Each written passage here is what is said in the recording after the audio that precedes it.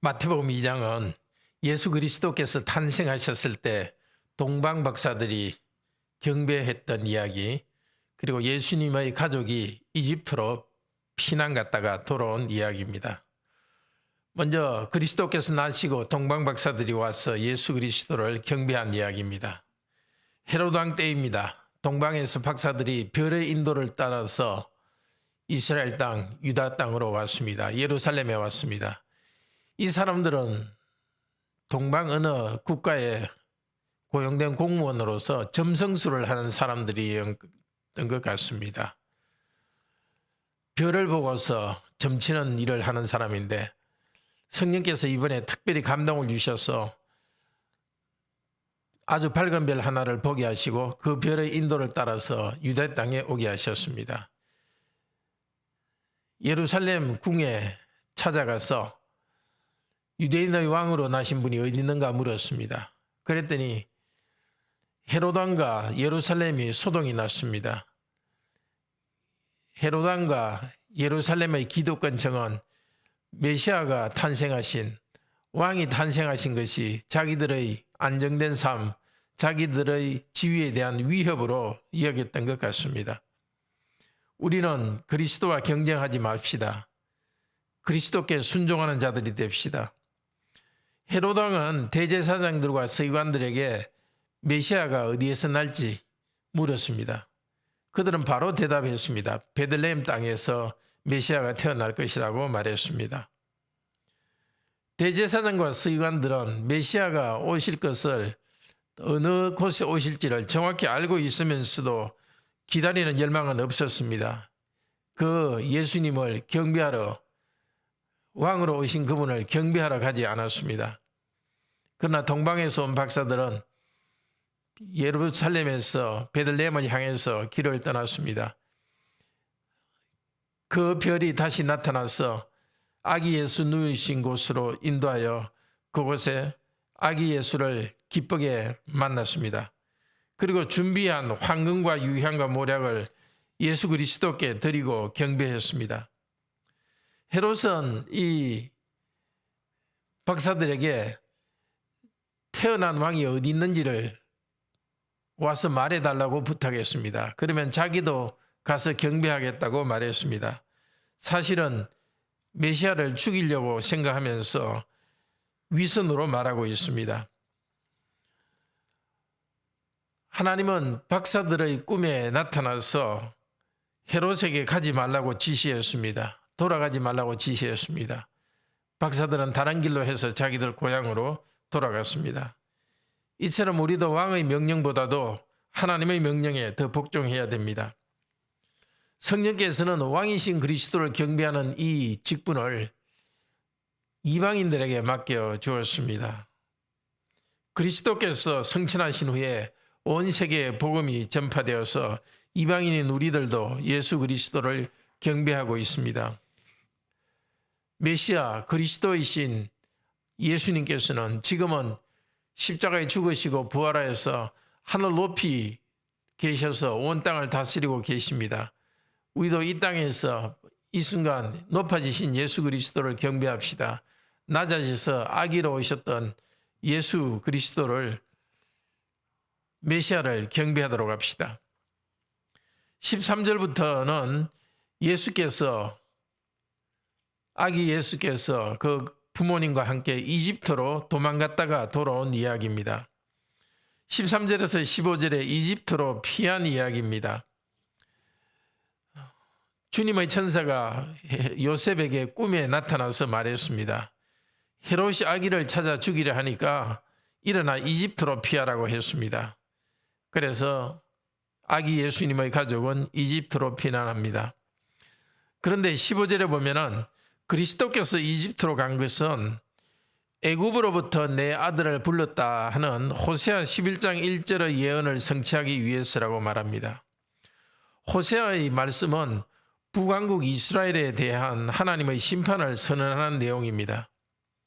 내가 내 백성을 이집트에서 불러내었지만 그들이 내 말에 순종치 않으므로 아시리아의 포로로 보내겠다고 하는 예언입니다.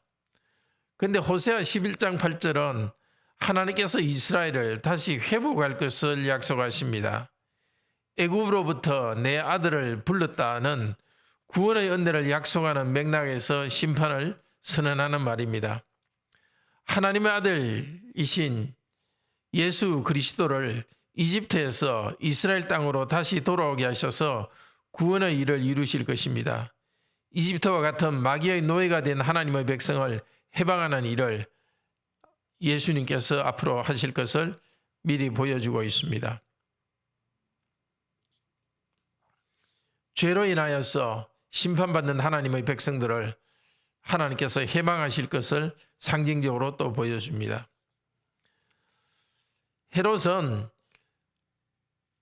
소위 자기가 생각하기에 메시아로 왔던 사람을 자기가 죽이지 못했다고 생각하니까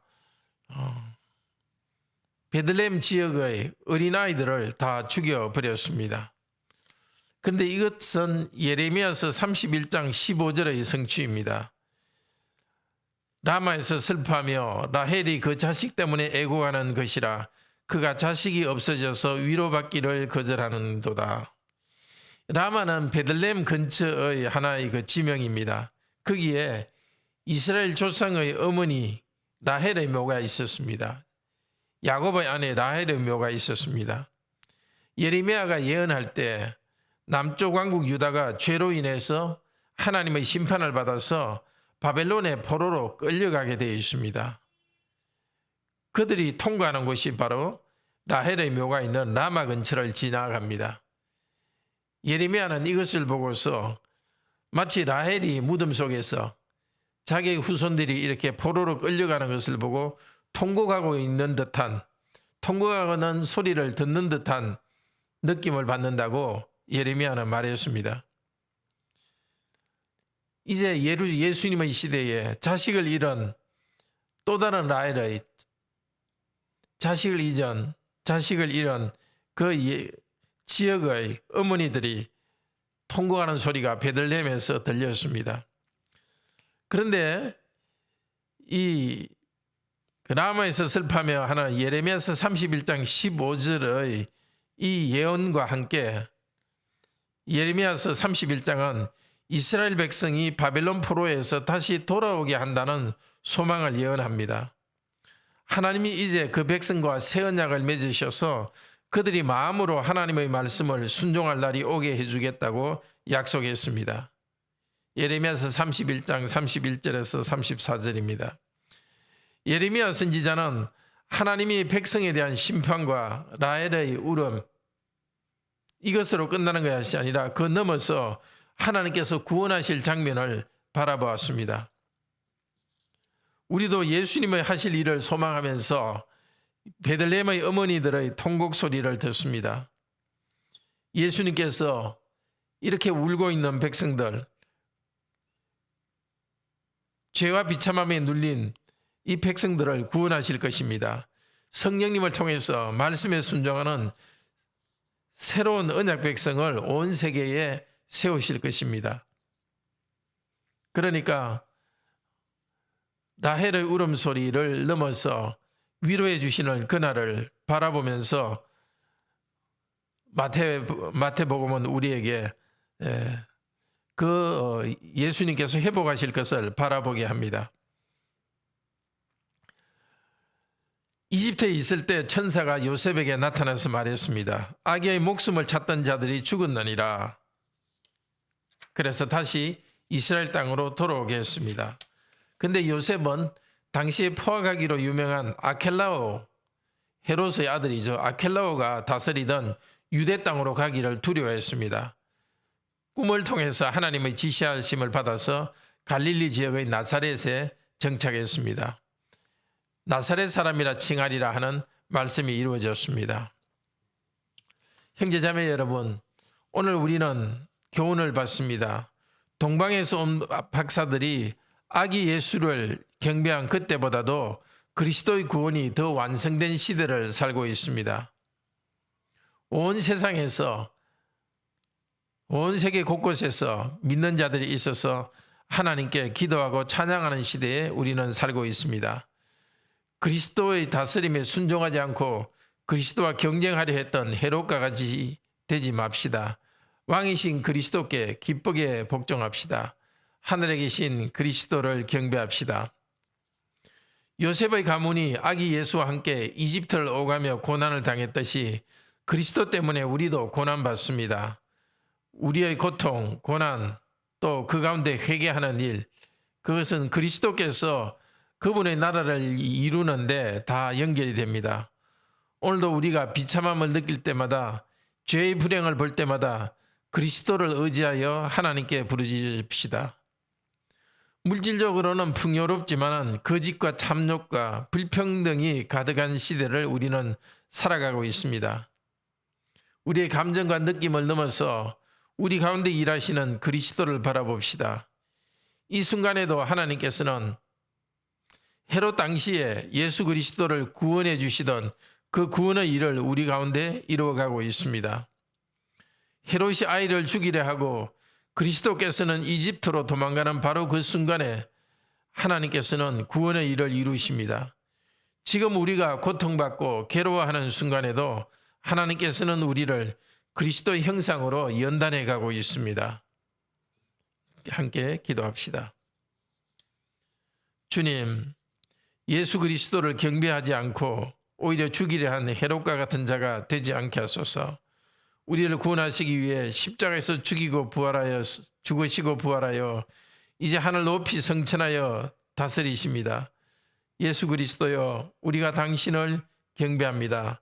우리의 경배를 받아주소서. 하나님의 백성의 죄를 심판하시지만 용서하시고 해방을 주시는 하나님의 일을 예수님께서 행하실 것이었습니다. 이집트로부터 하나님의 백성을 해방하신 아버지 하나님의 일을 아들 하나님께서 행할 것을 보여주었습니다. 호세아 선지자가 예언한 이스라엘의 회복을 아들 하나님께서 이루어 주실 것을 미리 말씀하셨습니다. 라헬의 울음소리처럼 베들레헴 인근의 어머니들이 울지만 예수님께서 그들의 마음을 위로해 주실 것입니다. 이 위로와 그리스도께서 하실 일을 바라보며 감사 찬양하기 원합니다.